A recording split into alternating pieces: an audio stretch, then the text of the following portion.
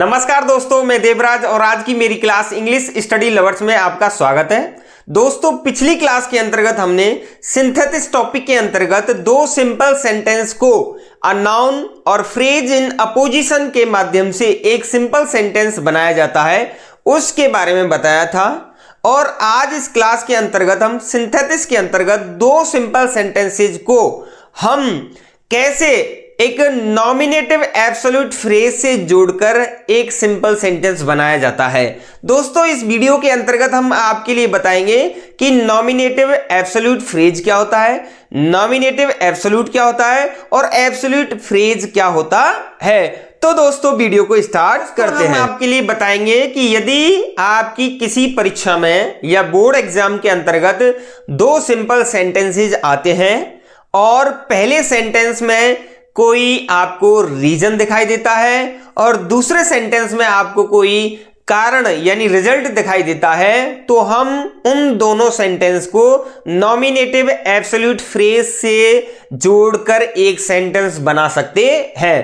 तो सबसे पहले हम देखेंगे दोस्तों कि यदि हम इन दोनों सेंटेंस को नॉमिनेटिव एब्सोल्यूट फ्रेज से जोड़कर बना देते हैं तो बनने के बाद नॉमिनेटिव क्या होता है और नॉमिनेटिव एब्सोल्यूट फ्रेज क्या होती है। तो दोस्तों, हम आपके लिए बताने वाले हैं कि यदि इस प्रकार से आपके लिए दो वाक्य आते हैं, द वेदर इज फाइन यानी द वेदर इज फाइन, मौसम अच्छा है, we go for a walk, हमें घूमने के लिए जाना चाहिए। तो हमने देखा कि जो ये द वेदर इज फाइन, मौसम अच्छा है और हमें कहां जाना चाहिए, कहीं घूमने के लिए जाना चाहिए।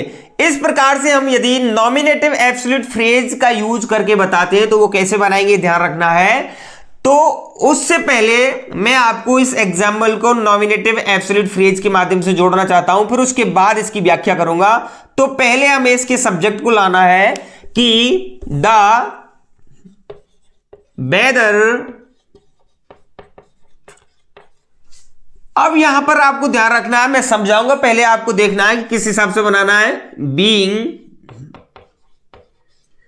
फाइन, बीइंग फाइन, कॉमा लगाना है, we go for a walk. इस तरीके से आपको इस सेंटेंस को बना देना है। तो हमें देखना है कि इस प्रकार से सेंटेंस को हमने बना दिया। तो दोस्तों, अब इसमें हमें यह देखना है कि नॉमिनेटिव एब्सोल्यूट फ्रेज क्या होती है, नॉमिनेटिव एब्सोल्यूट क्या होता है और एब्सोल्यूट फ्रेज क्या होती है। तो दोस्तों, हमें देखना है कि ये द वेदर सब्जेक्ट है, बीइंग फाइन एक अलग फ्रेज है। यदि हम इसी को पूरे सेंटेंस को यानी इस सेंटेंस को कॉमा से पहले को देखना चाहते हैं तो ये पूरा सेंटेंस माना जाएगा एब्सोल्यूट फ्रेज। ये ध्यान रखना है दोस्तों, एब्सोल्यूट फ्रेज, ये पूरा सेंटेंस क्या माना जाएगा, एब्सोल्यूट फ्रेज। अब हम आप बात करेंगे कि सर नॉमिनेटिव क्या होता है। अब नॉमिनेटिव जो होता है, अगर हम इसको ये कहें कि बीइंग फाइन और उसके बाद क्या है, द वेदर, क्या है पहले, द वेदर। तो ये जो द वेदर है वो नॉमिनेटिव है। क्या है दोस्तों, नॉमिनेटिव है, ये आपको ध्यान रखना है। यानी जो द वेदर है वो नॉमिनेटिव एब्सोल्यूट है, नॉमिनेटिव एब्सोल्यूट है, ये ध्यान रखना है। यानी द वेदर यानी कॉमा से पहले अगर पूरे सेंटेंस को पूछना चाहता है तो एब्सोल्यूट फ्रेज होता है, और केवल बीइंग फाइन से पहले पूछना चाहता है यानी पार्टिसिपल से पहले पूछना चाहता है कि जो सब्जेक्ट होता है वो क्या कहलाया जाता है, तो दोस्तों ये नॉमिनेटिव एब्सोल्यूट कहलाया जाएगा। ये आपको ध्यान रखना है कि कॉमा से पहले पूरे वाक्य को पूछता है तो एब्सोल्यूट फ्रेज होगी। यदि वो कहता है कि केवल सब्जेक्ट क्या होता है तो हमें जवाब देना है नॉमिनेटिव एब्सोल्यूट होगा।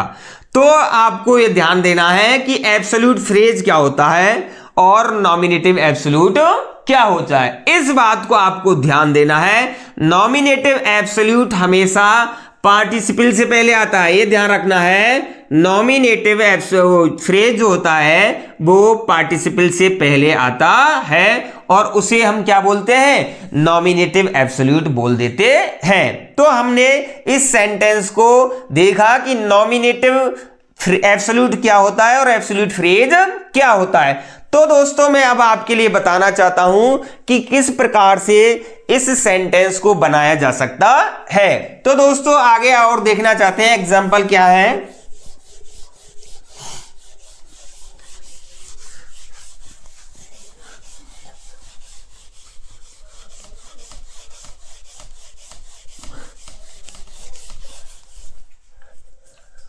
एग्जाम्पल मैं आपके लिए देखना चाहता हूं, द पुलिस अराइव्ड,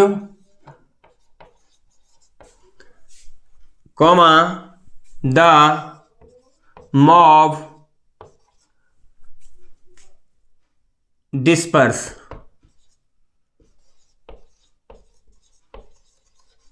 इस प्रकार से आपको ध्यान देना है। जिस तरीके से ये दो वाक्य आते हैं और आपसे कह दे कि इन दो वाक्यों को आप एक नॉमिनेटिव एब्सोल्यूट फ्रेज से जोड़कर बनाओ, तो हमें क्या करना है दोस्तों, कैसे बनाएंगे इन सेंटेंस को। देखो पहले तो आ जाएगा सब्जेक्ट द, फिर ले लेंगे इसका द पुलिस, सब्जेक्ट आ जाएगा। अब यहां पर जो अराइव्ड है पास्ट टेंस दिया हुआ है, यानी एमबी की सेकंड फॉर्म दी हुई होती है या थर्ड फॉर्म दी हुई होती है, तो उसे हम हैविंग किससे जोड़कर बनाते हैं, having arrived, having arrived comma the mob disperse.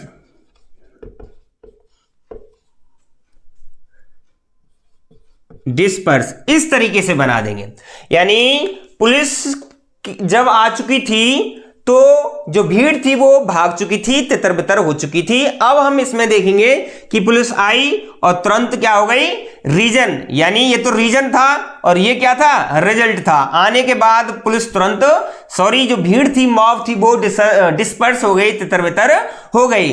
तो हमने देखा कि इसमें नॉमिनेटिव एब्सोल्यूट क्या है और नॉमिनेटिव एब्सोल्यूट क्या है और एब्सोल्यूट फ्रेज क्या है, इन दोनों को छाटेंगे। तो हमें ध्यान देना है जो तो द पुलिस है केवल वो तो हो जाएगा, यानी द पुलिस जो है वो तो हो जाएगा नॉमिनेटिव एब्सोल्यूट, ये ध्यान रखना है दोस्तों, नॉमिनेटिव एब्सोल्यूट हो जाएगा। अब आपसे पूछे कि बचा हैविंग अराइव्ड, ये क्या है, तो आपको बताना है कि जो हैविंग अराइव्ड है, हैविंग अराइव्ड है वो एक एब्सोल्यूट फ्रेज है। क्या है दोस्तों, एब्सोल्यूट फ्रेज है, ये आपको ध्यान रखना है। तो अब आपसे पूछे कि द मॉब डिस्पर्स क्या है, तो आपको जवाब देना है द मॉब डिस्पर्स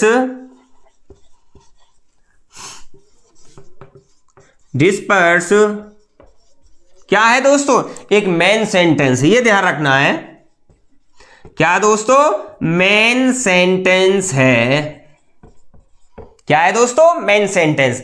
अगर आपसे ये कहे कि इस प्रकार के वाक्यों की आप एक्सप्लेनेशन करो कि नॉमिनेटिव एब्सोल्यूट क्या होता है, एब्सोल्यूट फ्रेज क्या होता है और मेन सेंटेंस क्या होता है, तो आपको जवाब देना है जो फर्स्ट सब्जेक्ट होता है पार्टिसिपल से पहले, यानी ये तो हमारा क्या हो गया, पार्टिसिपल, ये क्या हो गया, पार्टिसिपल हो गया, और इससे पहले जो है सब्जेक्ट वो हमारा हो जाएगा नॉमिनेटिव एब्सोल्यूट, और जो हैविंग अराइव्ड है वो हमारा क्या बन जाएगी, एब्सोल्यूट फ्रेज, और बाकी का कॉमा के बाद जो सेंटेंस है दोस्तों वो क्या बन जाएगा, मेन सेंटेंस हो जाएगा। अब दोस्तों गौर करने वाली बात यह है कि सर इस तरह से आए तो हम बना देंगे, लेकिन आपने बताया नहीं, एक में तो आपने लगा दिया बीइंग और एक में लगा दिया आपने हैविंग, तो ये किस हिसाब से लगाया आपने, तो दोस्तों समझो, यदि दो सिंपल सेंटेंस के अंतर्गत पहला नियम क्या कहता है, यदि दो सिंपल सेंटेंस आते हैं, यदि दो सिंपल सेंटेंस आते हैं, दो सिंपल सेंटेंसेस आते हैं और यदि पहले सेंटेंस में, ये आपको ध्यान रखना है, पहले सेंटेंस में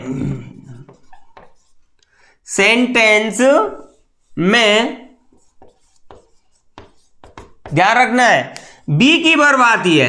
क्या आती है दोस्तों? बी की वर्ब कौन कौन सी होती है? इज आती है, एम आती है, आर आती है, और बाज आती है, और बर आती है।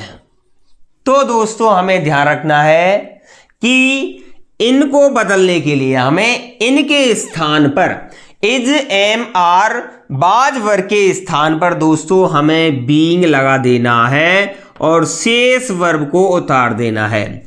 शेष वर्ब को उतार देना है, यह ध्यान रखना है दोस्तों, बस शेष वर्ब को उतार देना है।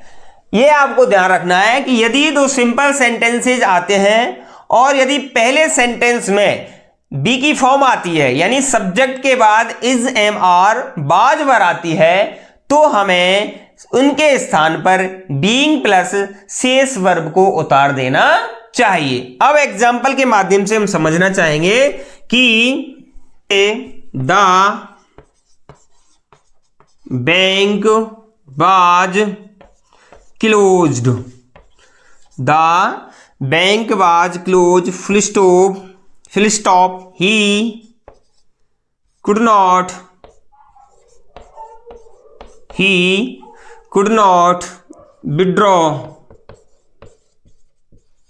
Withdraw any money. इस प्रकार से कोई सेंटेंस आता है और मैंने नियम लिखाया था, यदि दो सिंपल सेंटेंसेस आते हैं और यदि पहले सेंटेंस में, पहला सेंटेंस कौन सा है? फुल स्टॉप से पहले, पहला जो सेंटेंस है ये तो फुल स्टॉप से पहले है और उसके बाद ये दूसरा सेंटेंस है। दोस्तों समझने की कोशिश करना कि यदि फुल स्टॉप से पहले सेंटेंस में बाज, वर या इज, एम, आर आती है, यानी बाज, वर, इज, एम, आर आती है, तो उनके स्थान पर हम क्या लगा देते हैं दोस्तों? बीइंग लगा देते हैं। और ध्यान रखना है दोस्तों, इस प्रकार के सेंटेंसेज में दोनों ही सब्जेक्ट डिफरेंट होते हैं दोस्तों, दोनों ही सब्जेक्ट डिफरेंट होते हैं। तो इस प्रकार से वाक्य आ जाता है, तो हमें कैसे बनाना है ये ध्यान रखना है। द बैंक, सब्जेक्ट जो क्या त्यों उतरेगा, द बैंक। अब बाज की जगह क्या उतार देना दोस्तों? Being. The bank being closed, the bank being closed, यहां पर आपको क्या लगाना है? कॉमा लगाना है। He could not withdraw any money. तो इस प्रकार से हम क्या बना सकते हैं?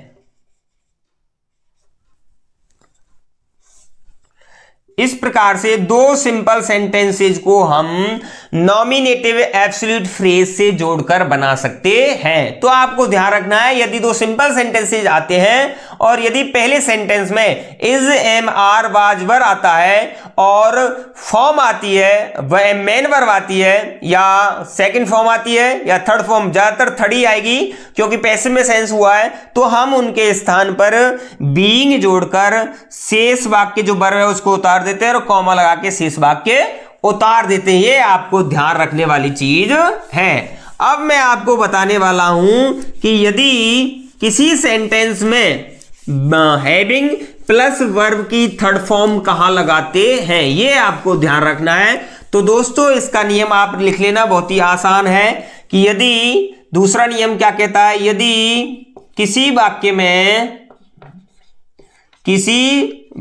में दो सिंपल सेंटेंसेस आते हैं, दो सिंपल सेंटेंसेस आते हैं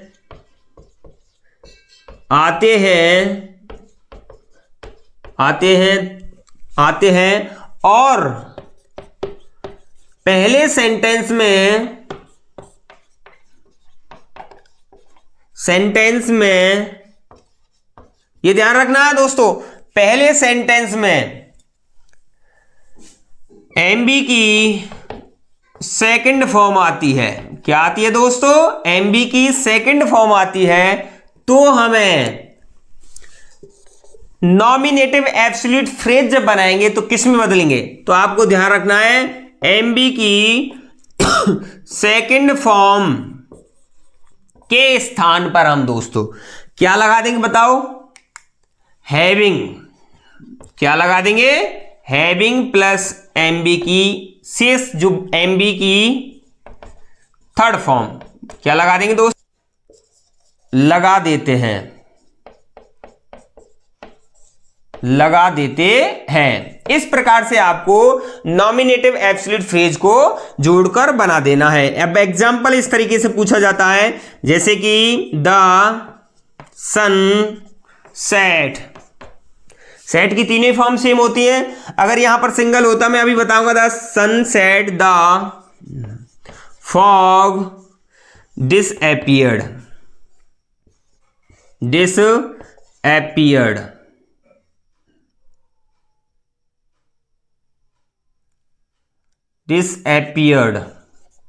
ध्यान रखना है दोस्तों कि the sun set, sun singular होता है और ये जो वर्ब है यहां पर हमें पता लगाना है कि इस वाक्य के अंतर्गत कौन सा है। यानी ये पहला वाक्य है और ये दूसरा वाक्य है। अब हमें देखना है कि अगर यहां पर एस लगता तो ये होता प्रेजेंट टेंस में, लेकिन अब ये प्रेजेंट टेंस में नहीं है, यहां पर एमबी की सेकंड फॉर्म है। यानी जो सेट है वो एमबी की सेकंड फॉर्म है। ये ध्यान रखना है दोस्तों, सेकंड फॉर्म है। अब हमें क्या करना है? यदि पहले वाक्य में, नियम को पढ़ना है, यदि किसी वाक्य में दो सिंपल सेंटेंसेज आते हैं और पहले सेंटेंस में एमबी की सेकंड फॉर्म आती है, तो एमबी की सेकंड फॉर्म के स्थान पर हैविंग प्लस एमबी की थर्ड फॉर्म रख देते हैं। तो इसका जो नियम है वो क्या कहता है? पहले तो आप सब्जेक्ट लाओ, सब्जेक्ट को रख दिया द सन। अब सेट के स्थान पर क्या करना है? हैविंग प्लस एमबी की थर्ड फॉर्म, हैविंग सेट। इस तरीके से बन जाएगा, हैविंग सेट कॉमा पूरे शेष वाक्य को उतार देना, द फॉग यानी कोहरा डिसअपीयर्ड गायब हो गया। इस तरीके से हम दो सिंपल सेंटेंस को जोड़कर बना देते हैं। आपको ध्यान रखना है कि नॉमिनेटिव एब्सोल्यूट फ्रेज क्या होता है और नॉमिनेटिव एब्सोल्यूट क्या होता है। तो मैंने बताया था, अगर आपसे पूछे कि इस सेंटेंस को कैसे अलग कर सकते हैं, द सन एक नॉमिनेटिव एब्सोल्यूट हो गया। हैविंग सेट, अब आपसे पूछे ये क्या है, तो आपको जवाब देना ये एब्सोल्यूट फ्रेज है। क्या है? एब्सोल्यूट फ्रेज है। ये आपको ध्यान रखना है, एब्सोल्यूट फ्रेज है। और अगर आपसे पूछा कि कॉमा के बाद वाला सेंटेंस क्या है, ये तो दोस्तों ध्यान रखना है मेंस सेंटेंस है। इस प्रकार से हम दो सिंपल सेंटेंसेस को एक नॉमिनेटिव एब्सोल्यूट फ्रेज से जोड़कर बहुत ही आसानी से बना सकते हैं। तो मैं आशा करूंगा दोस्तों कि आज की वीडियो आपको बहुत ही अच्छी लगी होगी। यदि वीडियो अच्छी लगी है तो हमारी वीडियो को लाइक कर दें, ज़्यादा से ज़्यादा शेयर कर दें, और यदि हमारे चैनल पर पहली बार विजिट कर रहे हैं तो दोस्तों हमारे चैनल को सब्सक्राइब करना ना भूलें और साथ ही साथ बेल आइकन को दबाना ना भूलें, जिससे कि आने वाली वीडियो जो आपको समय पर मिलती रहे। तो मैं आशा करूंगा कि आज की क्लास आपके लिए बहुत ही हेल्पफुल साबित होगी। धन्यवाद।